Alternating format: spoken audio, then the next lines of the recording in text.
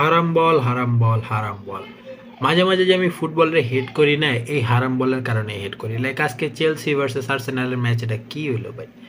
দোনো টিমই এক এক গোল দিছে, না কোনো এক্সাইটমেন্ট দেখতেছি ম্যাচের মধ্যে। রেফারি তো ভাই মানে ইয়েলো কার্ড ফ্রিতে বিলাইতেছে।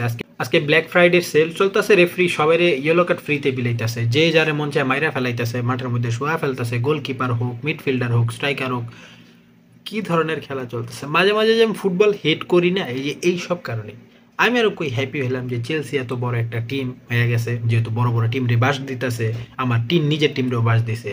আর্সেনালও একটা বড় টিম, এই সিজন মারাত্মক খেলতেছে। দুই টিমের একটা মারাত্মক খেলা হইব না, তারা হারাম বলে আবার নেমে গেছে। So congratulation for both team, কেননা কেউই জিতে নাই, কেউই হারে নাই, ম্যাচটা ড্র হয়েছে। অ্যান্ড আর্সেনালও কোনো ম্যাচ হারে নাই, টানা 10টা ম্যাচ প্রিমিয়ার লিগে এই পর্যন্ত না হাইরা গেতাছে। So congratulation to Arsenal fan. এই সিজন মনে হয় আর্সেনাল কিছু করতে পারে।